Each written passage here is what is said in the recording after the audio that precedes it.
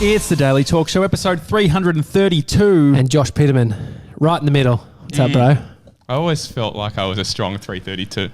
Yeah, well, it's a good number. You were last on at 188 and we're in Washington Square Park in New York City. So it's almost double again, but not quite. In fact, it's not double. It feels like a long time ago that we last had you on. Yeah, that was like 6 months. Yes, just after grand final last year. So we caught you at a time where you were kind of just frolicking around the world. Yeah, I was literally just living my best life, doing absolutely nothing everywhere. You were in a good vibe. I'm not saying you're in a bad vibe now, but yeah, I'm a negative energy now. No, you're definitely not. But it's funny, like we're at home now. We're in Melbourne, and we're amongst life.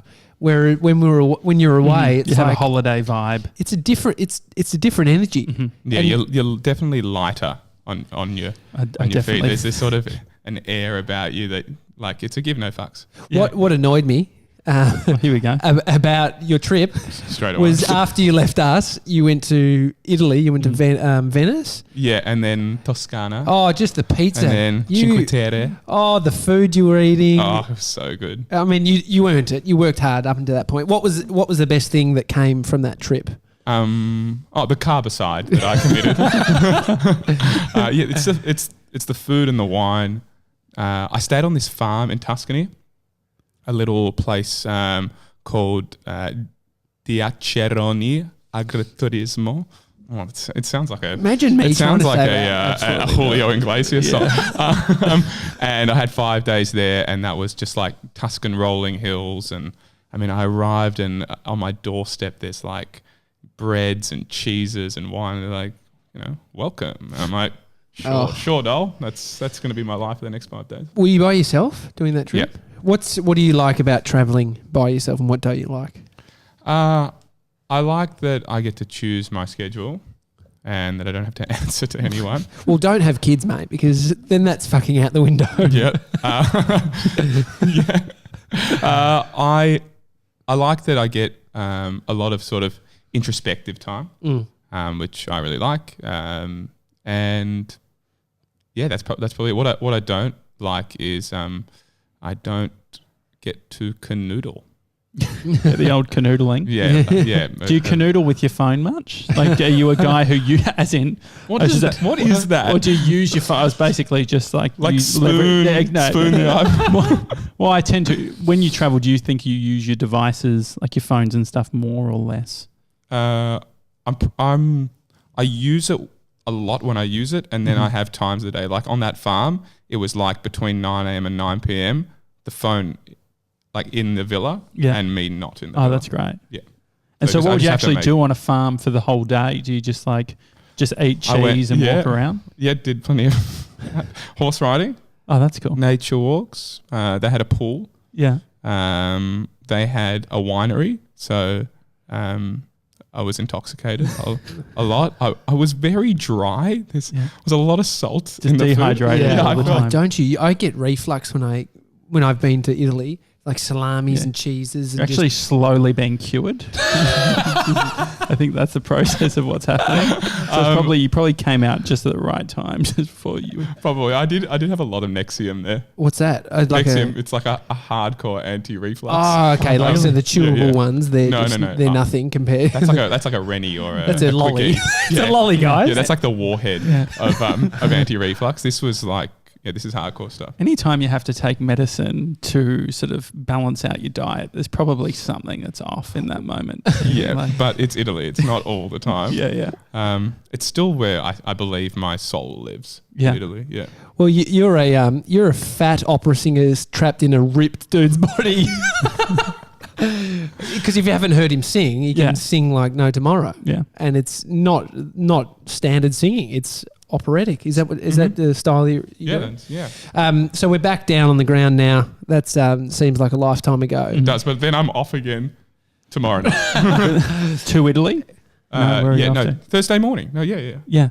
Where are you going? To London, but probably just like a little trip. Cheeky traipse over Actually, so you speak Italian? No, not fluently. But you sing Italian. He sings Italian. If you sing Italian, you fucking speak it. Yeah. I only had to say a few words, and I was like, I think I'm fucking fluent. Yeah. But I was at a gelato place the other day, and there was a lady who was determined to just speak Italian to the Italian like gelato people. Oh no! Did she have her phone out doing the conversion? No, she didn't have that. I know the one. But it was just like she was just saying a few words. Like every time she like, is it C? Is C yes? Si. Or Yes. C. And so she would say C a lot, and then was saying a few things. But it was giving me anxiety. But Brie was like, "You should be celebrating. That's awesome that she's doing it." But I feel like when I came back from Thailand, I learned like sawadi krap and kapung krap, all these words. But I never had the guts to actually say it at a restaurant, just in case it's like, "Yo, bro, you might be at a Thai restaurant, but you fucking settle down." Have you ever been at a restaurant and pulled out some Italian? When does it feel appropriate to do it? All the time. Really? Oh, yeah. I always try and order or just say mille grazie at the end. Or As in Melbourne, when you're in Melbourne. And in Melbourne, at restaurant. Pellegrini's, I'll do it all the time. Oh, great. What I have thought is that it wouldn't sound as weird to them, I don't think. If you're just finishing, chow or, it's literally they're interpreting it as the word that we know it as. But they would be seeing me sweating and being like, there's something. They'd be concerned for your fucking well-being more so than whether but you're also, delivering. not to be racist, but I look more Italian than you. Yeah, you do have In that fact, vibe. I had a what do I look, by the way? If you're the you look Aryan. Aryan. Well, what is that? You're Dutch. Yeah, my pa was Dutch. Yep, very big, Dutch. Tall Dutchman. Or Scandinavian. I'll take Scandi. Yeah, that's which good. is good because they do good furniture. Yeah, and they also do hot. Yeah, really well. Yeah, this is the I'll closest you've ever been to being called a Viking, Josh. Yeah, so take it. Do you know Game of Thrones? Do you watch Game of Thrones? I do, but I watch it through my parents' Foxtel account, and they only have Foxtel for Fox Footy, really. But now KO has come out. Yeah. Yes. So does KO like replace? Oh fuck the mic! Any need for Foxtel, or it replaces any needs for the sports component of Foxtel. And I mean, they were paying $100 and something a month on Foxtel, and then KO's $25 a month. It's amazing. I couldn't believe those deals because if you wouldn't, I'm guessing, get like NBA and stuff. You probably still need League Pass for that. No, you get all of that. Really? Yeah, you get 50 plus sports channels. This sounds like a brand integration. It's not. I just really love it. Or 50 plus sports, whatever it is. It's a lot of sport. Yeah. But get back to your point. Yeah. Now I can't watch Game of Thrones. Oh no. So because mum and dad have canned the subscription. Yeah, and I was just using it off their pass. Definitely. So I got the first ep. Yeah. And then Monday's ep I haven't been able to watch. So I just want to stay off social media so that no one, gives me spoiler. Well, we won't spoil it because I don't watch it at all. But we were yesterday. I watched 2 seasons and then I dropped off. So you actually committed to some and then didn't. I committed when it was like 5 seasons in and I did 2 seasons. I just lost interest, and then I picked up Vikings, and then I was like, this is a bit more full on, and then I dropped off. Like pornographic? Is that right? Why you have gotten rid of your porn addiction because you're just looking at I don't watch porn. Hold up, Vikings is sort of addiction. The same with less fantasy. I watched a bit of Vikings. Yes, and that's what I liked about it. I didn't like how much fantasy was. You don't like dragons? No, not really. I don't. But don't you just see them as like old school nuclear bombs? No. Like that's what they are. It's a metaphor. I've never liked sci-fi, and then when it's gone too sort of magical, I haven't enjoyed it. You'll hear Tommy during the screening saying, "Oh, this is a bit silly." You can't ride a dragon, can you? Anyway. You've got to suspend your disbelief. But the well, if you had one, you would 100% fucking ride it. If I had a dragon? Yeah, you would. Of course you would ride it. So this is the reason I don't watch this show, because then you get in conversation about if you had a dragon. You've got your own fantasies, like whether you're going to live in Albert Park or not. But the banter. Is it the sex scenes in Vikings versus Game of Thrones, which is sort of more full on? As in... Well, because what's full on? Well, I don't know. I guess like... how close to porn are they? Yeah. Very close. It's softcore, really. It's Vikings sort of, are they sort of different sort of leagues, or are they all very sort of similar? You're seeing bush. You're seeing like full nudity. Yep. Do you see full peen? I don't think you see that. Maybe a little, not like a little penis, but like a little bit of a little bit of peen. This is definitely going to be a snippet. For Instagram. Yeah, that's okay. But the reason I was bringing up Game of Thrones is because yesterday we were trying to work out whether is it medieval? We couldn't work out what medieval means. Yeah, medieval is it's like Shakespearean times, right? Mm-hmm. Yeah, or pre-Shakespearean times. I feel like anyone who's describing medieval, they end the sentence with right. It's right. It's medieval with a dust of magic on it because medieval was a legit time in history, but a bit silly. Silly medieval. It's pre-sewerage. I know that. Okay. Yeah, it's when you shat and then just threw it out the window and said, "Oi, old mate, Really? Yeah. watch my shit." I feel like that would ruin any sex scene, knowing that there's just shit everywhere. Would it ruin it though? Yeah, maybe not. I think Maybe we've not. painted you, Josh, as a guy who just travels around the world. What I love about what you do, even since when I met you a couple of years, maybe 3 years back, you were in the fitness game. Hold on. 4 years back. Was it 4 years? 3 years? I remember meeting you at high school when you were years below me. Really? And you were a shocking little human. Yeah, I exactly. can imagine. Yeah. Can you describe So- Tommy? Can we just go into that for a second? A hoodlum. Yeah. A hoodlum. Yeah. Yeah. A teacher Surprised I didn't described bash him. you. Tommy was described by a teacher. He was his friend was in a class, and Tommy rode his bike past a classroom, and the teacher said, "See that Tommy Jackett boy? He's a naughty boy." Yeah. Which probably sums it up. I've got. Also, you started puberty a lot earlier than a lot of the other boys. Really? He was a big naughty boy. I took Really. steroids. No, but I guess meeting you as a reformed hoodlum as an adult is when we sort of met and did some work together. But even then, you were doing your personal training stuff, and you had your business, and you were doing more. You were sort of breaking into the industry. Would you say? Breaking back into it. Breaking back. So I took like 18 months out. That's right. You did the 10 tenors. 10 tenors. I did Traveling the world again. Fuck. You just are a guy. I like to travel. I did West Side Story. A couple of other things. Yeah. And that was all up to about 2000 and I did Hairspray over in the UK as well. And so at the end of 2013, I was like, just need a wee break here. And so I took about 18 months off to start this fitness business, and then I just missed what I love doing most. And now you're back into it. But what I love about, I mean, I don't even feel like that's my existence, but looking to you and sort of the performances you do, the traveling, the touring, is you do these real hard stints of time where you put it in. Like projects. Yeah, they're like projects, I guess. I was reading an article where they're talking about that's where the whole sort of workforce is going. It's sort of like Hollywood style, where you spend 6 months, you all come in as teams, you work on something, and then you leave. And you might work with someone again, but you might not. Have you had to adjust to doing those projects or sprints or dedicated extended periods of time to then having nothing? The thing is, when I'm doing nothing, I feel like I'm, other than that holiday that I took, which was just because I was like, I'd just done a 13-month project, which was beautiful, the Carole King musical, which really took it out of me because the role was so mentally taxing. I just needed like 3 months out. After that, can't say I've done another big show or whatever, but I've been in big time creative mode, building towards something. So sometimes that project work is sort of unseen work, and it's just behind. And then last week announced an album tour, but we've been working on the back end of that for months. When I say we, my management.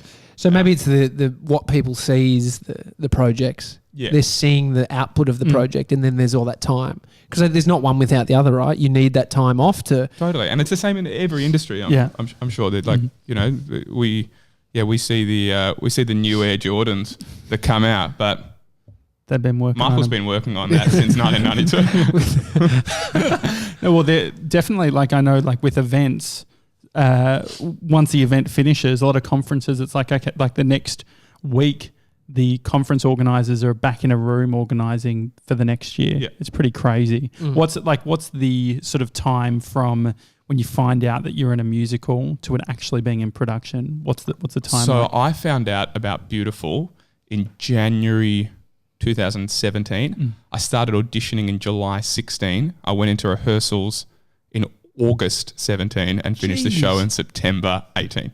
That's crazy. Isn't that nuts? God, and so how much time are you putting in before you've even landed the gig? Like, is there a bunch of people out there that wasted 4 months of their life trying to get this job and you won it? Oh yeah, of course. Far out. Yeah. And then, depending on the role, there's a pre-rehearsal component. I mean, Esther, who played Carol, was she's not a pianist, but Carol has to play the piano, and she was working on all the piano stuff for months and months and months prior to the contract starting. How does the business side of that work? Like, are you contractors? Are you employees? Do you how does it you work? are contracted on what's called a run of play, and that's for however long the show runs from day one of rehearsal until up to 14 months, and at 14 months you get to renegotiate. Beautiful ran for 13 months, so that was the run of play ended up being 13 months. Do you get to, going into it, work out how much they're going to pay you? Can you? Is it negotiating? Yeah, or they just come up with you? That's why you have a manager and agent. Yeah, Be bad so they go hard. Yeah. Well, my You hope so. manager, James, is probably the best guy. Yeah. So God. you can't call him a bad guy. No one would call him a bad guy. We need James. Yeah. James is the bomb. And so from a promotional point of view, do they say, okay, this is what we're going to spend on advertising, and you're going to be on trams, or you're going to be like, what's I don't think they don't really tell us about that. They just do their thing. Yeah. Yeah. That's sort of above us. It's like Josh and whoever else in the cast, you guys focus on the art, and we'll focus on trying to get people to see your art. Yeah. What about social media stuff? Are they now saying we want you to create or post X, Y, and Z? I think it's just sort of open. It's more like what not to do. Yeah. And the general thing is, if you think this could be something that you shouldn't do, chances are don't do it. Yeah. And this podcast is probably one of those things. Yeah. But I'm not in a contract. Brand damaging this podcast. Totally. And for me, definitely. And so from a management point of view, are they all year round looking for stuff? Like, what is the typical relationship of a manager? I chat to my manager every day about something. And yeah, I mean, generally the difference between an agent and a manager is an agent will get briefs coming in via email, and they'll think about who on their books is appropriate for that particular brief, whether it's film, TV, musical theatre, and then they will submit those people back to it. Whereas then they'll get an audition if they're lucky, and then it's about getting the gig and then negotiating a contract. And that's a very black and white version of it. I'm sure lots of agents do more than that, but a manager is more like out there actively looking for ideas. And like my manager and I just call him James. Yeah. Great. James and I have worked for months on putting together all the pieces for this album tour. Yeah. That's not something is expected from an agent. So we've been working tirelessly for I would say since the start of the year on this. I've been working creatively since the album came out in April on ideas for a tour, but I literally couldn't have done this shit without him. And does James have multiple clients at once, and do you collaborate? He does, but I think James would probably say that I hog James time. I definitely hog James time. Why not? I got asked yesterday about, I don't know if it was like, can you give me advice? It was a question that was basically saying, what do you think about this? Which I guess is someone asking you for their advice, for your advice. And I struggle, and it was around podcasting.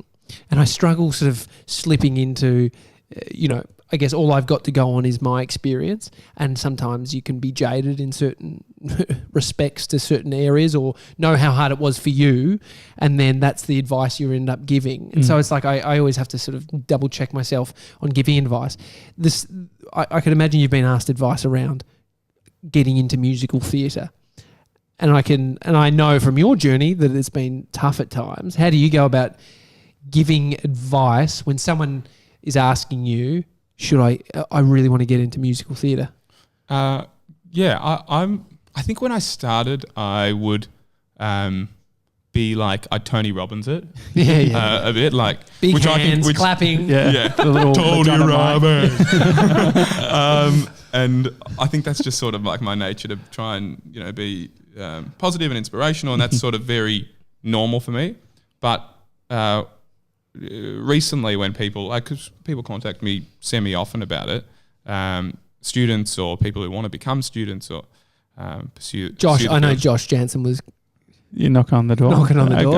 I would like to do a bit of musical theatre. I think you could give it a bit of razzle-dazzle. Yeah, I've definitely got the razzle, not so much dazzle, unfortunately. You need both. You do need both. I think now I basically say that it's so much more hard work, persistence, dedication, mindset than it is talent. Like the amount of talent really at the start is, if you've got some God-given gift, that I think that's really rare to have that. But probably I always bring it back to athletes. I reckon the AFL has, 30 guys who are just above and beyond athletically or have some other gift. There's a whole bunch who are probably in the middle, and the ones that work hardest, who train hardest, who are most dedicated, who are most focused, who do probably the most work on their mindset and stuff, are the ones who have long careers. It's not necessarily just talent only gets you so far, probably in any career. Yeah, but the great thing about the athletes is you can actually watch them all with KO.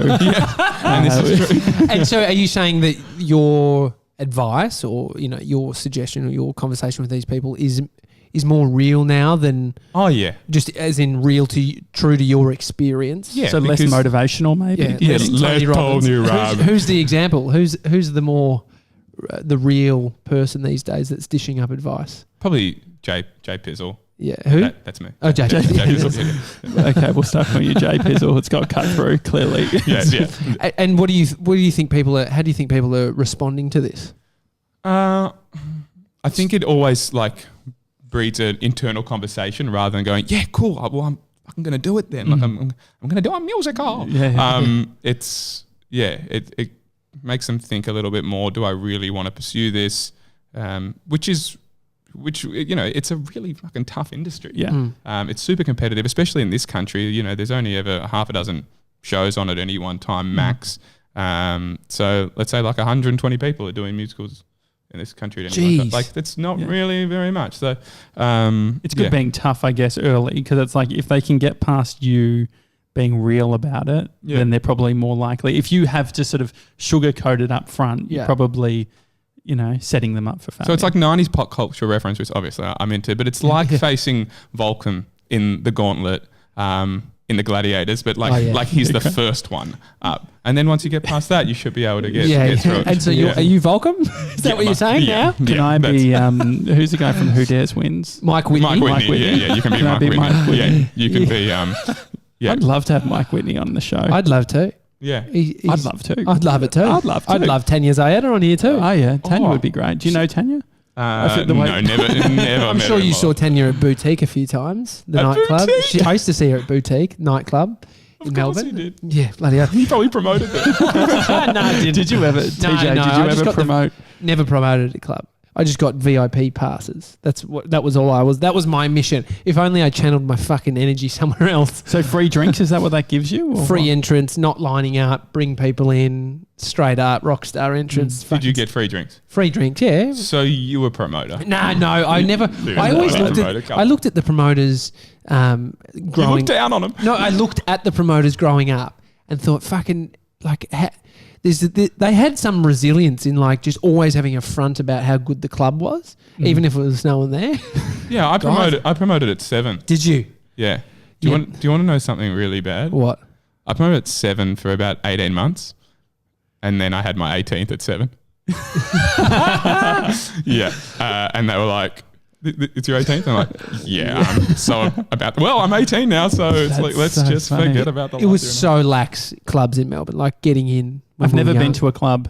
Good, if you can believe it. I know I look like a clubbing kind of guy. Maybe that's the dazzle you're searching for. It could be. No, I remember filming at nightclubs when I was 16. I went to Colonial Hotel. Would you count that as a nightclub? No? They did the. It was all the uni events, or whatever. But you were there to film. Yeah, you can't say you've been. So I'd film things, but I would get free drinks or whatever. So I'd give it to a mate who would go and get pissed. And I would at night time though? Yeah. Okay. Yeah, it was in the evenings. Okay. Yeah, when all night clubs sort of happen. Yeah, I know, but I could see maybe you just filming during the day. Yeah, you could definitely had that sort of vibe. That's the ugliest thing in the world is a nightclub during the day. Do they use them for anything during the day? I saw one on the weekend in Port Melbourne, in the back streets in the industrial area. It Neverland, was it? Maybe. Because Neverland, I remember I was very excited when I was making my Year 12 film. Oh, no, it's not there. I nearly got... we had pyrotechnics and we needed to find somewhere to film this scene, and they had a view of the city. But anyway, it turns out the pyrotechnic guy had double booked with a 30th birthday on Beach Road in Albert Park. Yeah.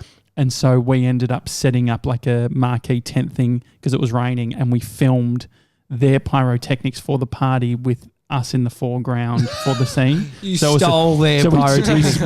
We stole their pyrotechnics. Free pyrotechnics? Yeah, I think cost me $300 For the marquee? for the And how much do you reckon the pyrotechnics were? I reckon the guy seemed to be doing a lot of favors for a lot of people, so I don't know what was going on, but it turned into a beach scene because it was at the Anglers Club. That's a good idea. Drugs. Yeah, exactly. Yeah, it has that vibe. But you could definitely, like batch things. I tried to get it at the Melbourne jail because there was a good view, but they just got installed fake grass, and they were worried that we're going to catch the whole grass on fire. It's probably a worry. Have you done any shows that have had pyrotechnics in them? I did this little one on Australia Day at the Sydney Opera House. Yeah. That probably had about 60,000 people there and about $10 million worth of pyrotechnics. Really? Yeah. I got to sing Nessun Dorma, which is like the Pavarotti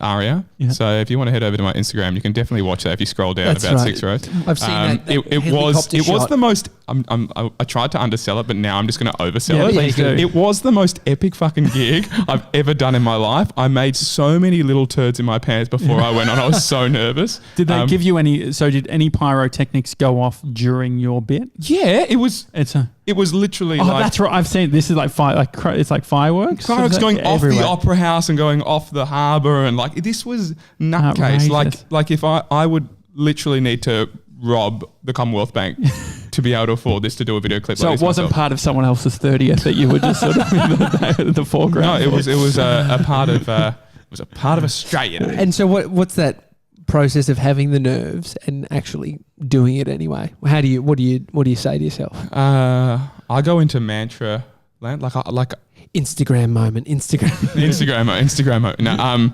I definitely do a lot of. I mean, we talked about this last time. Mm-hmm. Avid meditator, love the meditation, love what it's done for my mindset.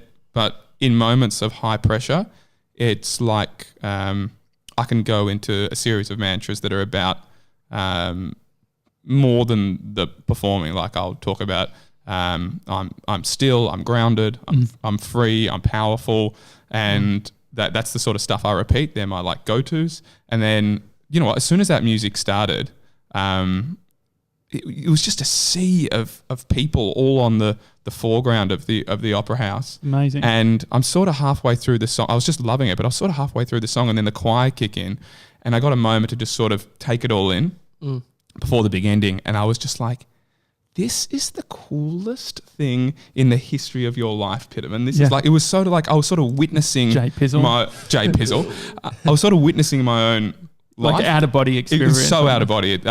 What Eckhart Tolle probably refers to as the observer. Yeah. It was like I was observing my own life, and I'm like, it actually doesn't get better than this. Yeah. Bring it home, baby. Was the sort of vibe, and it was just electric. And then I didn't know that the fireworks were going to go off, so I'm like, Well, surely they should tell you. No, they said, do you want to know what I'd be John ducking. Foreman, who was the creative director, said, do you want to know what happens? And I'm like, absolutely not. Don't tell me what happens. That's because I just want to be in the moment. And An elephant comes on stage. Josh is riding it. Yeah, just fucking just on the elephant. so- pyrotechnics either way. that's that was a subtle pyrotechnic job that I've Jeez. got to do. I feel like in the same scenario, if I was as talented as you were in that experience, I feel like every behind the scenes thing I watch of different performers, they're always saying, my fucking in-ears, my in-ears. Taking it out. Yeah. Is that what happened? Is that like, because you're talking about this meditative sort of mantra thing, but I feel like most realities, it's people about the swearing in-ears. about their in-ears. Okay, the in-ears were golden. I got some fresh in-ears for my B-Day in October. Yeah. And BYO in ears. Is that what people are doing? Yeah, these you've got to days? bring you your got own. to have your 'cause they're yeah. like You got to have your own in-ears. Yeah, but Josh will suck them. AirPod reference. My AirPods got wax and I Googled how to fix it and they said to suck on the... You think I didn't see this episode? It was just sort of disgusting. I know all about this. So are they moulded? Are they specifically moulded for your ear, or are these like ones like... No, they're Shure 535s. So they're almost as good as you can get sound quality without being moulded, but they were banging. Yeah, great. Because previously I'd had an episode I had two, both doing the national anthem at sporting events. Yeah. And both, like, one was like it was cutting in and out, and it was so hard. I think to you keep talked time. about that in the last show. You had to. Did you flick it out, or what did you end up doing? Yeah, I definitely did that at one of them. But at the New Year's test at the SCG, not this year, last year, we did 2 sound checks. Then I went out to do the gig, and it's about 3 minutes before. And they're like, in-ear check. And I'm like, not working. Oh, really? No, not working. Nothing at all coming through. Jeez. Oh, okay, we'll get that sorted. 30 seconds to go. In-ear check? No, there's still nothing. All right, well, you are going to go out with no in-ears. And so, so you just sort of go out absolutely naked. There's a bit of foldback. Yeah. But the thing about stadium gigs is everyone's singing that anthem as well, and it's all bounce back. So they're all singing it in different times. So it's actually like you want everyone to shut the fuck up so you can concentrate. Yep, but they're not because they're patriotic. Yeah. So you're basically just trying to keep time. Just humming. What's the mantra then? Don't fuck it up. Well, we had a comedian whose mantra before walking on the stage was, I'm the best. I'm the best. I am the best. Which is, I guess, using words to center yourself, I guess, is... Well, I guess it's like a confidence. Power. Yeah, he's creating a level of confidence which you, in these scenarios, you need. Yeah. I guess for some people, they need the extra confidence boost, and other people need to recenter the other way. Yeah. How do you feel after the Sydney Opera House gig? Is the morning after, like, do you feel great, or are you like, well, I've peaked now? Do you go into like a depressive mode like 3 days later where it's like, oh, I've fucking I love peaked? it. Just go straight to depression. Yeah. Well, I just feel like I would. I feel like it's a high. It's the high, and it's like, well, I've done it now. Well, it was fucked. a high. Yeah. It was a super high, and but tell us about the low. No, tell us about the high first. It was hard to get to sleep, and I wanted to watch it back, and my girlfriend Charlotte had come out from London to be there for it. Well, she came out to be there regardless, but it was a double thing that she got to see, and we were just both on a high. Yeah. Then I think I couldn't get to sleep till like 3 a.m. maybe later, and then we had to get up at 6 for a flight back. So I think I was in that sort of seedy hungover, although I hadn't really had anything to drink. Yeah. So it was just sort of a mess for a couple of days. I don't think I ever crashed. Yeah.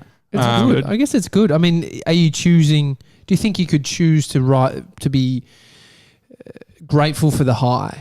Yeah, I think it's also like going, I'm shit now. That was so good yesterday. Now today's bad. I think part of it probably is like preparation in regards to like you've prepared for that moment. If that was your first gig that you'd landed, I think it would probably be a different sort of thing, right? It's sort of like hockey stick growth. You can fucking go up and then the crash is bigger, where it's like, if you've been building on this and for years and years. Totally. And years. That's sort of my career. Like the amount of times I've been asked, people, can you go on The Voice, or even people that work on the show, or X Factor or whatever. And I was like, no, because I get the sense that for me, it would be sort of short-term gain, long-term pain. Yeah. It'd just be that spike, like an insulin spike. Yeah.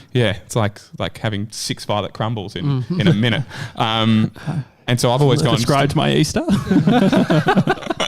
So it's sort of steady. So yeah, I feel like I've been building up to that for over a decade. So it was sort of immense pride at the work, but then I just couldn't not be grateful for all the people around me, especially John Foreman, who I worked on the album with, and really if he didn't want to work on that project with me, I know that he probably wouldn't have asked me to do the gig, and then James, my manager again, and then I was really grateful for Charlotte, because I was pretty nervy during the day of Australia Day, and she was, Can you eat? Like during I couldn't eat. I couldn't even iron my shirt well. No. And I can't iron my shirt well. Oh, sweetheart, I'll iron your wee shirt for you. And great accent. Got to get it in. Scottish. Yeah. And she was just like the kindest thing. So there was a lot of that. Yeah. It was still a bit out of body again. I was sort of seeing it all and going, fuck, this is crazy. James, his manager, actually demanded the fireworks. Yeah, exactly. Josh only will perform with $10 million worth of fireworks. Since we last saw you, I don't think you had a girlfriend. Yeah. Since we had you on the show, I've spoken to you since. She's a musician. Singer-songwriter, yeah. I met her 3 weeks after I saw you guys. Oh, crazy. We're a Where- good omen like that, I think. Yeah, I really felt like you Facilitated Jesus it, delivered. yeah. Yeah. we centered you and you found your way to Charlotte. Yeah. So Don't you- thank us, please. Um, no, I don't want to thank you. oh, okay, Yeah, sure. go. You won't get it. Thank you. Thank you. So only from a quick stalk from the photos you put, I can see that she's a musician. What's that like? My wife isn't a podcaster, isn't a video person. She's not in the same sort of creative space. How is that having a partner that is vying for a similar sort of, a similar thing? Or is there no similarity? Do you have duets in the evenings together? Do you sing, Imagine that make you cook dinner? bolognese. Did you spell that JEW? JDW. JEW. Do you spell it duet? Duet. Oh, Like- you did. Duet. I, Should I say duet? duet. Duet. No, but yeah, That's because I'm JW. Jewish, right? No, I was 100% saying duet. She's not Jewish.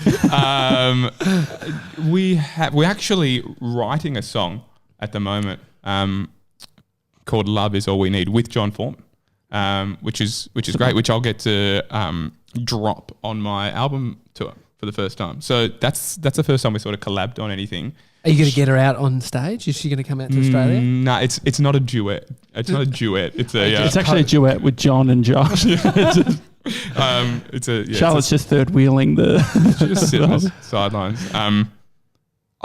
It never feels competitive. It Yeah. never has that vibe. It only feels supportive. She's very much in a sort of pop or indie pop world of singer-songwriting, and like the classical crossover artist, musical theatre guy is like, they're just not in the same realm. Yeah, so it almost feels like different industries, do you think? Yeah, but with a sort of great understanding of the shit that you Yeah. go through, the emotional stuff. So that support is really strong. And then is that a hard thing also? Because I could imagine both experiencing the same challenges. That could actually, one of you has to be strong at all times. It's Or you both feel shit and you can feel shit together. okay. Which has happened, or you're both up, or one's up, one's down. That's just how it is. I Life, just think as long as you have great communication and that you're empathetic and understanding, then you and you're not a dick, or a duck, as you would say, a wee duck. Then things are normally fine. We're only sort of almost 6 months in, so we're still at. In a Honeymoon phase, is that what you're gonna phase say? it's a honeymoon phase to a degree, and to another degree it's not. We've had a lot of challenges already because we do long distance. Yeah. We've had 2 months together of those almost 6 months, so we've put ourselves into a pretty tough battle. As I said, I go over Thursday morning for a wee bit, and then she comes back out middle of June, and then I go back in July. So we're trying to do as much as we can to make the geography of it work. Yeah. I was listening to Spotify the other morning, and I have like the weekly playlist type of thing, and I was like, fuck, I know this song. And it was your cover of Iris playing. Really? Yeah. So it was How like did that get on the Spotify Spotify? was fucking in my feet. Well, Was that obviously, New 'cause Music Italy? I don't know what. Yeah, it must be on that. No, but I think it was because I'd been listening a bunch previously or whatever, and it just sort of re-delivers songs that you'd heard or whatever. But really did songs that you really like. Yeah, Yeah. I think so. Well, that's why I do love I've said to Tommy that I prefer covers always over the original song. Really? Why is Yeah. that? I think that it just like adds a different element to something. I don't know. It just feels like It can go one of two ways: ruin it or make it better. Yeah. Westlife, Uptown Girl, More better. than Billy Joel. Yeah. Smash Mouth's I'm a Believer. This is also very telling of his music taste, which I don't think is It's that very great. 90s. Yeah, it's got. Hold on. The other I don't day, know many I other- posted something on Instagram, which was You bagged out Nickelback, which is one of my favourite artists. I didn't actually say anything. It was just a long sigh and some rolled I think you said eyes. nickel crap. Oh yeah, yeah, about that. Because Look at this photograph. Is that Nickelback? yeah, that is. Every time I do it, makes me laugh. Had a couple of some kids back then, and what the hell was on Johnny's head? Like some of the worst lyrics of all time. Yeah, great. But I did a post about roses are red, violets. April is grey, but in a few weeks, picture of Justin Timberlake. I didn't fucking understand it at all. I don't get it. No. It's gonna be May. You didn't you didn't get the 90s reference. Like, how do people not get that? I don't even think it's a 90s. It's a very obscure. You've given people a riddle. It's not a meme. It's an incredible riddle. Yeah, I know, but it's a And if hard you can riddle. unlock a 90s pop culture reference Through a riddle. That's basically Game of Thrones there. The national anthem, the lyrics of the national anthem. Mm-hmm.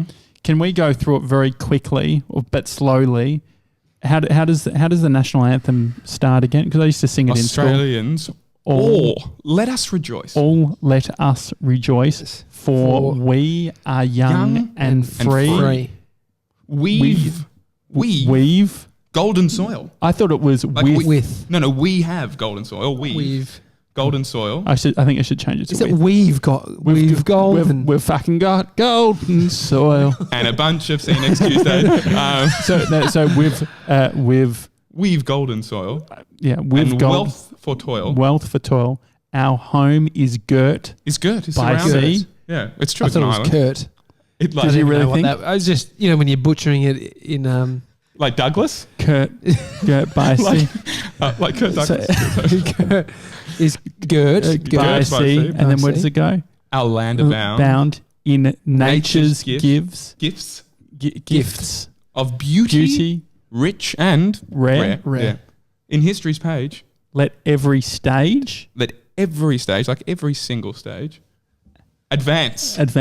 Australia fair. Yeah. Lyrically not great. Do you know In Joy's joyful strains. strains? We used to say Straz. Like a Enjoy sausage. Straz and Let something us sing. In joyful Advance strains, Australia. then let us sing. Do you have to, as someone who has done the national anthem, do you need to know the Lyrics? second verse? No, is it a verse? Is it a second? Beneath our radiant southern cross, cross. we'll toil with hearts and hands. I just handed it over to the crowd. Make When do you this have to do it? commonwealth of ours renowned through all the lands for those who've come across the seas with boundless plains to share. With courage, let us all combine to advance Australia's fair. In joyful strains and let us sing advance Australia's fair. Yes, I got a second Is verse. the second? When do you ever get to do the second verse? On Australia Day we did it. Oh, really? Yeah. Oh, that's good. But we did have it on the auto cue. It's like the encore. It's Yeah, like yeah. everyone's probably like goes to sit down and then you have another crack. I learned it at primary school. We had to do 2 verses of it every Yeah. Monday or something at primary school. Did you go to a Jewish primary school? No. No. We went to Auburn South Yeah. in East Hawthorn. But then you went to Wesley. Yeah. We were pumping it out at Wesley. Yep. Pumping it out, beg your pardon. Just pumping it out, What does that Pumping mean? out the hoodlums. On a Monday. That's the dazzle. In, did we do no, we in that. What was that? What was the big hall at Wesley Pran? Adamson. Yeah, Adamson. Oh, Yeah. Jeez. That's where That was your playground. yeah, that's where But I think lyrics can be up to interpretation with when it comes as in whether or not they're correct or not. up to interpretation. The Straz example. But with when you're doing a cover, what is the actual you got all licensing and shit. I remember hearing somewhere where it's like, Smash Mouth. I remember changed "I'm a Believer" slightly to the Monkees version because I loved the Monkees version.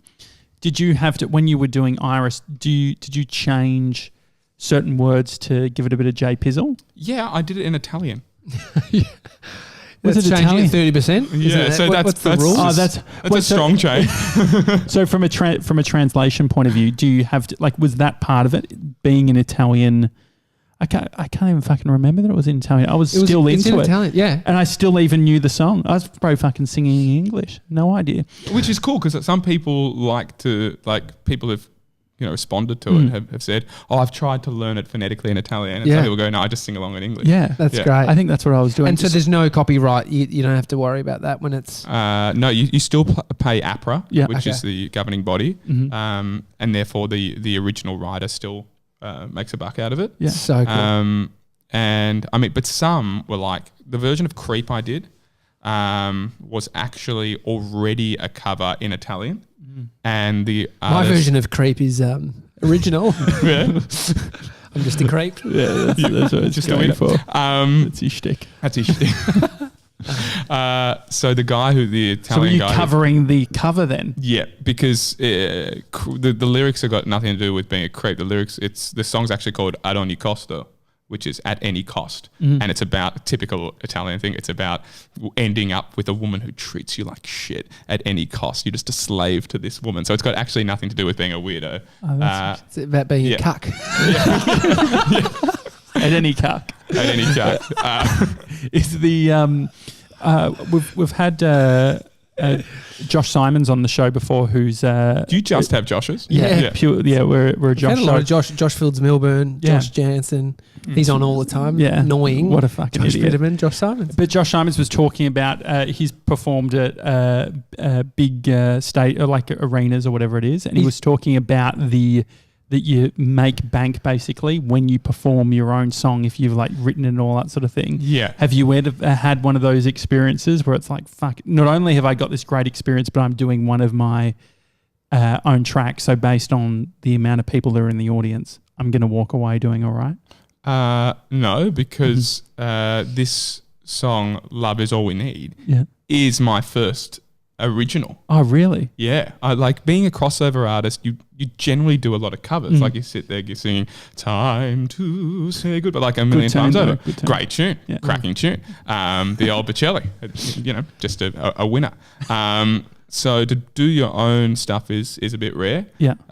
But I really want to write stuff. I've been writing poetry for quite some time. And it just. Do you read poems much? Yeah. I just bought a book called How to Read Poems. First word and then the next and then the next. No, there's a whole. It was fucking a big book too.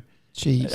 Dan DeBoof, who we've had on the show, recommended it for me to read. But anyway, has it changed the way? It's like I Creed, haven't it's got read it nothing yet. about reading poems. It's more of a signalling. I'm a creative, artistic guy who cares about so poems. Is it one of those things where you go for coffee somewhere in Fitzroy or Collingwood and you just have it? Yeah. Does a poem translate to a song? Is that not always. why you write poems? Not always. Well, Charlotte said to me that that sometimes my lyric writing is too poetic. It's too much governed by perfect rhymes and all that kind of stuff. I love a good rhyme. Yeah, I love a good rhyme too. But she's like, no, you need some sort of imperfect rhymes and stuff like that. Just like it doesn't need to be so clinical. So I'm working on that. So she sort of grabbed the song that I've written and tore it apart to make it took better. out 4 of the rhymes. Yeah, took out all of it. Well, I feel like rhyming could potentially, Bree found her old diaries when she was growing up, and she found that there was a lot of rhyming, like when she was doing poems. It feels like it's when you're in school, it's a very common thing. When you think poetry, you got to think every fucking line has to rhyme with in time. In time, exactly. Because otherwise it's a crime. You'll receive a fine, and no one will eat limes. Perfect. Another great Instagram bit. Is the lyric writing versus the poetry stuff? Do a lot of people start poem, then turn them into lyrics? Is there then get a girlfriend who tells them to pull their head in? Yeah, exactly. Yeah. Pull out a few of those. I don't know what people's journeys are. Like for Lottie, like Charlotte, she went and did a Bachelor of Arts in songwriting. So she spent 3 years of writing a song every day, really. Yeah. So you probably create your own methodology, and whether or not you write poetry on the side or whatever is, I'm not sure. I don't know how. I think people approach it from all different angles. I reckon Daniel Johns probably writes a lot of poetry. He seems like a pretty poetic guy. Is he still playing? Is he still? I'm sure he is. I'm sure they're creating stuff. He seems like Silverchair. too creative a man right. to not create. But yeah, some of the rhymes in this song that I was working on were too poetic. And the poetry I read is a lot of love poetry. Anyone ever read Atticus? No. Poetry? Yeah. No. Yeah, it's pretty romantic, magical shit. So Is it that's good? what. Like, do you read it and go, "Fuck, that was good. That was a good rhyme." Chuck us my phone. I Chuck us my would phone, love doll. a poetry cover. Have you got? What Can you about read us a Spotify? poem that you've read? You've written? What about poetry, like Spotify for poetry? Yeah, well, Just random there's poems that what's come that? into your feed. What's that? Slam poetry. If you have it's to freestyle poetry. If you have to search for an Instagram account to find the poetry, it's very new age of you. I could imagine you'd get into Listen, slam poetry. He's about to read us memes, guys. This is a great one, a 90s reference no one will get. about Oh, Grace. so this is Atticus. This is Atticus. I just want to find a good. So it's Atticus. Oh, here we go. She was someone who, if the plane was going down and everyone was screaming, she would look me in the eyes and laugh, and her laugh would make me laugh. And then we'd both be laughing, the two crazy people laughing as our plane was going down. Oh, wow. That's like a Malaysia Airlines Yeah. little poem there. Yeah, that's, what was that? Flight Yeah. 70? Yeah.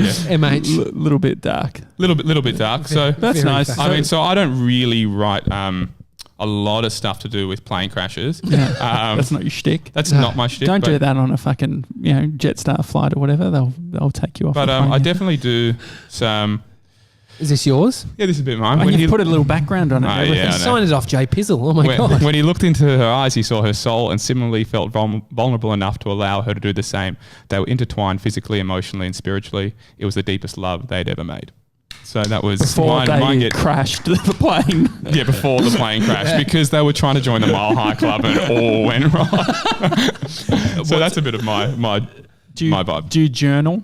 Yep, daily. Really? Have you got, like, I want to get into fountain pens. Do you have a fountain Don't- pen? No, I have a biro that I use terribly. I'm a terrible writer. Like I should be. I'm the son of a doctor, Yeah. but I should be a doctor myself. Yeah, 'cause bad it's handwriting. illegible. That sounds like a poem. I'm a son of a doctor. I should be a doctor myself. What's the next part? Self. It doesn't But have I to be a need perfect to. rhyme. I need some help. Some help. Yeah. Save him. No, he's actually saying he's actually saying help. Yeah. No, that was beautiful. I think if you repeat It's not things beautiful. multiple times, it has more cut through. Yeah, as long as when you read it, you make every time you say it slightly different. It's like when you sing a song, you can't say help. What- Help. You'd say help. Help. I think the help was Yeah, the it's the same pause. each time, but it was definitely the pause is different. What are you writing about in your journal? Or is it nothing? As in writing about nothing, whatever. It's a gratitude journal. So I start the day with 3 things I'm grateful for in life. One thing I'd change from yesterday, an action or a behavior or something that happened.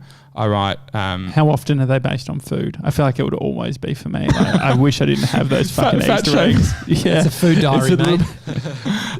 how often is it that food related? It sometimes is like didn't need the 3rd donut. Yeah. So occasionally. Yeah, sure. And then it's some I am mantras, like I was talking about. I am before I go on stage, that sort of stuff. And then 3 things that I'm gonna do today.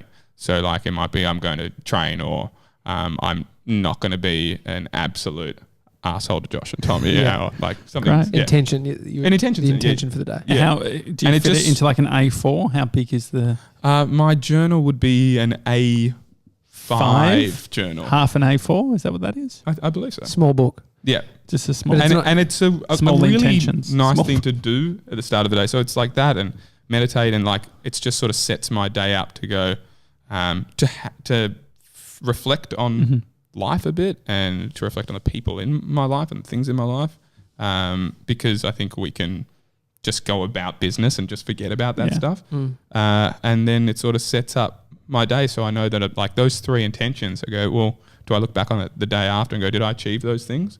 Why not? Why didn't I achieve? So you those look things? back. I think looking back is good. Yeah. So Looking you do present. So grateful for now, Yeah. past, Something that I would change. change. and then intentions for the day. And some I ams, which are mantras. I've been doing quite a bit of consistent meditation. This month I haven't missed a day, but I've just been thinking. Is that new for you? Well, this year since I've seen you, definitely. I mean, my mum was a meditation teacher, has been for a very long time before it was cool. But I've got into it a lot more We're now. not asking if your mum meditated. Did you meditate? No, the answer is no. But what I'm saying is, and where I'm going with this is, I've been realizing lately from meditating, I've been thinking about times in my life. So I was thinking about a time where I was in a different relationship and where my mind was at and how I wasn't meditating. And I was thinking, fuck, like my mind now is racing, but I'm more present of what my thoughts are and where I'm focusing on them. I was like, without that, it's like fucking dangerous looking back. And that's one of the main things. Consciousness. It's just a hyper, it's thinking Awareness. about thinking, cognitive dissonance. Is that it? Thinking about thinking. It's like the opposite of awareness. Yeah, and so thinking about my thinking, it's like, fuck, I feel like I was a different person when I wasn't doing that. And we all do that. It's like storylining. So, you know, we create an idea that doesn't exist. It's not fact. Like it's my favorite thing to do. That person hates me. That person absolutely hates me. And you go back to a conversation you had with them, and you take it from a perspective that is one-sided and jaded with all the things that you are putting on it rather than what maybe actually happened if you were someone watching that conversation. And then you spiral down a line of catastrophizing and nightmaring about this, and then you sort of believe in this fiction about your relationship with this person. That's why I can't have social media. I've retired from my personal social media. Yeah, just because it's so easy to like click through and being like, oh yeah. And then you can create these stories, and then before you know it, all these people who you actually normally like in real life, you think are fucking idiots online. So it's it was the Nickelback moment, wasn't it? Yeah. Nickel crap, I believe, is what you said. Was it nickel crap? Is that what you said? Yeah. Do you think Nickelback get a hard time though, in all seriousness, or no? You think they epitomise? I think they give zero fucks because they're making bank. Yeah, sure. Yeah. They've become the meme though, right? Yeah. For a lot of people. It's like they think it's shit music, but I'll listen to it and laugh and sing along. Yeah. Back to your medis. Yes. What's do you think's changed as a person, as a dad, as a partner, as a partner? Well, I think just this realization of in a constant showing up to think about my thinking, where I've always thought, and I've thought, I can sort of go deep and think about my thinking, but that's showing up and doing it every day and just thinking about thoughts and what they are and how much meaning they actually have. One thing that this meditation program is doing is he's saying when a thought comes in, don't shut it out, actually observe it, and it actually then just slowly disappears.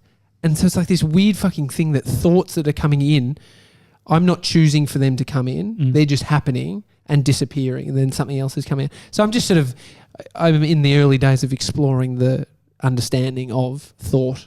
And I'm no guru on this at all, but that is the whole idea of being the witness or the observer. I think Andy Puddicombe, who is the creator of Headspace, which is a really well-used app, describes those thoughts as clouds, and that our state of contentment is blue sky. That's sort of joy. Like if joy is everlasting and happiness is fleeting, joy is blue sky, and the clouds are just thoughts. And if we allow them just to go past, notice them, see them, and just allow them to go past, they will go past, and we will go back to blue sky. But often what we do is we turn a white cloud into a grey cloud into a giant storm, and then the whole sky is filled with storms. And we've actually created that. Yeah, it wasn't actually anyone who's put that on us. It's not an external; it's an internal. And what we lack doing often is actually taking responsibility for that. And it's confronting. I think it's confronting to know that it's like, this situation isn't about this person or that person, and this story is only the reality that you've created. But you can choose. Yeah, it's me. Yeah. And that requires you to be, a bit more vulnerable, a lot more vulnerable. And especially in Australian society, especially with men, I think we still have mega issues with what it is to be a vulnerable man. I think we still have that football mentality of KO. I just 24 hours a day. She'll be right. 50 sports. Yeah, KO. Fuck Foxtel. Fuck Foxtel. Like that. It's just like a toxic masculinity thing that men aren't allowed to be in touch with that stuff. But also that's the same toxic masculinity that is a part of a one-punch culture. Yeah. Is a part of. It hurts us. I think that the interesting thing with talking about that is it's not just affecting externally. It affects our fucking souls and what we're what we're doing. Yeah, exactly, and affects the potential of you being the greatest version of yourself. The concert that you're putting on, the tour. Yes. So it's around Australia, is it? What's the plan? The plan is Sydney on June 8th, at the Eternity Playhouse, which is in Sydney, obviously, and then up to Brizzy at QPAC on the 20th. Do you fly everywhere? I think of a tour, I just think of fucking Australia's too fucking big. Get in the bus. Big. I heard a comedian yesterday just like talk about how he was in. I went to New Zealand. It's like Queenstown. And then I went to this other place. It was like the other end of the island. Mm-hmm. It's the same with Australia. Yeah. It's like if you go to Melbourne, you're not at the Gold Coast. Yeah. It's fucking ages away. It's ages away. Yeah. And look, if I was doing like Shep and then Wodonga and then Gander Guy or like something like that, then I would. You'd doing all the but I'm doing the main. Jay Pizzle regional tour. Yeah, I'm gonna say that for next year. Do you go? Because I heard as well that like if you're part of APRA, you get like Virgin. Like, we can get that baggage. Have you we heard can thing? sign up for that. Really? As filmmakers, you can sign up for APRA. Oh yeah, wow. I haven't even. So Virgin Australia, they like you always see the like artists and stuff in the priority line, and I've heard from musos that if you're part of, I think it's APRA, you can basically get priority and you get more bags and stuff. That's cool. Yeah. Well, all our musicians are local in each city. Okay, great. Except for my music director, who's also piano, a guy called Jack Earl, who's the balm. So yeah, we go from Brizzy, then we go down to Melbourne on the 22nd. So Melbourne's got 2 shows, the rest have 1. And what's the biggest venue? The Melbourne ones. Alex Theatre is about 500. Yeah. Which is small fry compared to 60,000. Yeah.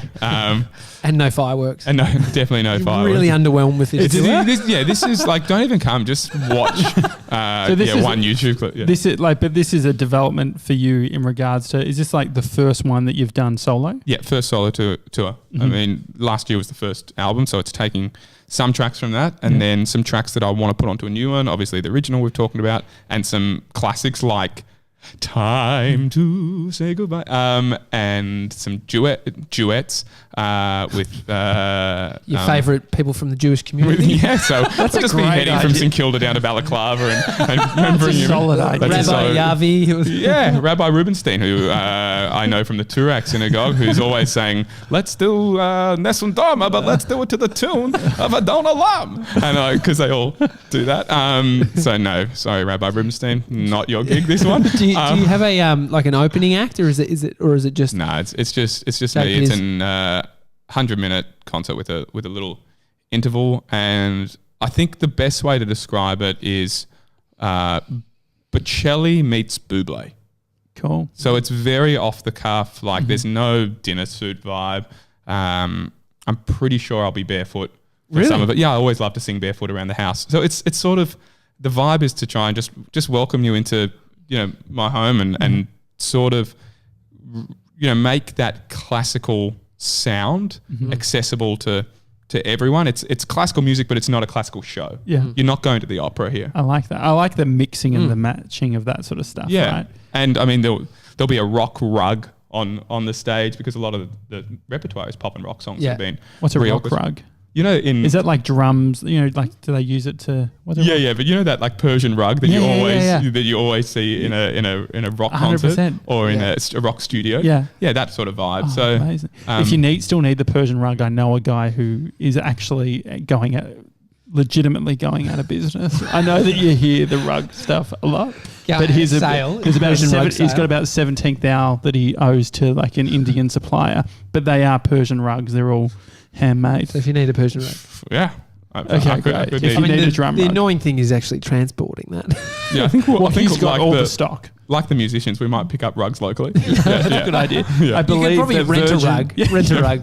Rent a rug's a great or service. Just have a mate who's got a rug. But if he wants to sponsor the tour, then I think he's mainly relying on cash at the moment. But the your audience, how do you describe your audience? Middle-aged women.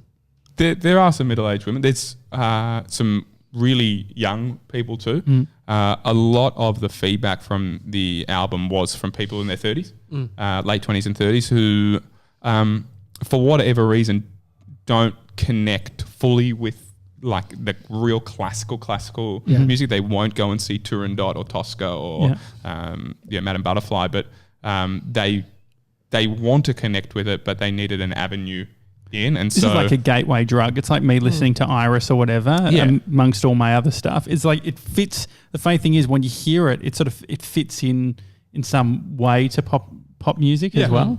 So really, I'm like a bong, and and opera is like smack. Yeah, absolutely. Everyone wants to do a Billy from time to time. So and a bong's not going to ruin your life. It's not going to. It's actually going to chill your life out just a little bit. And you definitely need a Persian rug if you're going to do a bong as well. Yeah, it's perfect setting for it. Yeah, it's got that vibe. Yeah, so I mean that's what the feedback was. It was a lot of people in their 30s actually. Saying that, they're like, exactly what you're saying. It didn't feel like opera, but I felt like I got a bit of that. And that's exactly what I feel like I am. Like you said, I'm not your sort of standard opera guy. I just happen to love singing like that. But I, bang it out to Informer by Snow or Shoop by Salt and Pepper. Are you good singing the other way? Do you think? Like at singing? I don't know. Informer. No, but as in singing how Charlotte sings. I guess so it's genre singing. So like indie pop stuff. Yeah. So if you were to sing indie pop, so you drop. There's no accent. There's no Italian. There's no. You're not doing your shtick. You're not the fat man trapped in a ripped guy's body. Fat operatic thing. I think I can do that. Like when you got classical training, you can what you're doing with your voice. Like technically, I'm quite good at knowing how to manipulate sounds and all of that. But I just don't. I think if I spent my time, wanting to do. Never made it as a wise man. Couldn't cut it as a poor man stealing. Isn't that Nickelback? Yeah. Never made it as a wise man. That's a good song. Or not a good song. Not a good song. Or doing a little bit of Green Day. I don't like Green Day. No, I don't like Green Day either. Did you know that the lead singer of Green Day wished that Steve Jobs would die of cancer? He said that on stage. And it was all because of iTunes and how much they got paid from iTunes. It's a bit of a... That's not a nice thing to say. It's definitely not nice. So I got off Green Day. For that reason alone? I liked American Idiot. I've chatted to people about this. I think what he did was watch episodes of The Simpsons, take an impersonation of Krusty the Clown and then move it into a vocal style, because there's not much difference between it's the same thing. Are these people putting on on? Well, I reckon a lot of artists did it after is it Dave Grohl from was he Foo Fighters? Foo Fighters. Oh no. Who's Nickelback? Who's Pearl Jam? I don't know anyone. You've stretched my references. Watching the clock gets that thing became everyone had to do it. Even Celine Dion was doing it for a while. That was a style. You shouldn't be able to tell the lyrics. Like that was a style for a long time, which is like if you can understand what they're saying, they're not doing a good job of singing. Yeah. I wasn't into any of those styles of singing. Yeah. I didn't want to pursue that, but I think if I did go down that track, you go, it's once again what I was talking about. Like if you go hard work at Nickelback style, you can be the next Nickel crap. Yeah. What's the worst piece of advice you've heard from someone around career stuff? Oh, I did get an advice from a singing teacher once, very, very early on when I was struggling to hit the notes, because I was technically not proficient, which was do whatever you can, just get it out. Just get it out. Yeah. Not ideal. That's one way to get nodules. Yeah. Do you think they saw you in front of the Sydney Opera House and thought, I fucking told him everything he knows? Just before silence, just before you did the big note, just get it out. Just get it out. There was. So that's probably not great advice. What about advice in respects to career and just not sort of specific to your voice, but to musical theatre as a career for you? Or anything that sort of... people always say, they always get into my least favourite question where you're like, you meet one of your parents' friends at a coffee shop or whatever. They always touch you on your wrist. It always begins with a wrist touch. Quick wristy. It's so you can't move. So you can't escape. And what are you up to? Yeah. And then you go, I like in my head, I go, do I want to go down the spiel? No, I can't be fucking going down the spiel. Yeah. I do the, Oh, not much at the moment. Just working on some things that'll come to the fore soon. It must be really tough. It's sympathetic, it's patronising and sympathetic at the same time. Do you just grab them by the elbow and just say, it must be tough being you, lady? Just walk off. Yeah, well, I either give them the sort of whatever that mouth is, nod, just or like I give the struggling art. Like, I think there is something in the struggling artist, which sometimes it's easier just to play into that, and people think that that's the life. Just being like, oh yeah, it's always hard finding work, but If you are feeling that, then I think it's a problem. I felt a bit of that at a family event of just what we're doing and us understanding it and knowing the direction, the vision. And it's maybe it's a piece in my communication, or I've entered into that, we're just doing this, like very broad, and then their concern is I don't understand what they're doing or the risk they're taking. So that's what they end up projecting. So, but I don't know if it is. But if it's like, if we can't get like, the thing is that we have a North Star, we know where we're sort of headed, but we don't know the steps necessarily. So how can we expect those people around us to have any concept of those steps? And so part of it is understanding that we know that there's going to be steps there. We don't necessarily know the order. We don't know what it looks like, but we know they're there. And so I guess that's part of it, is it's like understanding what's like, if we're in it every day and we have just enough clarity to move forward, they've definitely got no fucking idea. Yeah, but what you want from them, I guess, is like to approach you judgment free. And what you see on their faces is riddled with excessive judgment.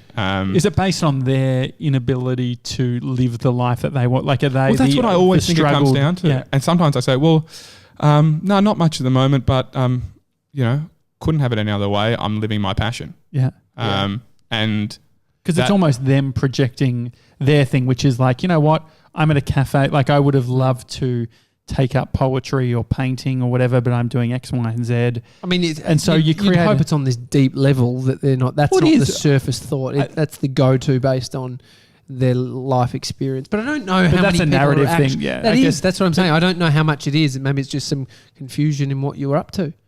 I mean, what would be the way to do it? I'm killing it. No, but I don't think that you need to necessarily, like, you don't owe them anything, right? Like, and so the part of it is it's like, I think, and this is the hard bit of the balance of, we create our own narratives.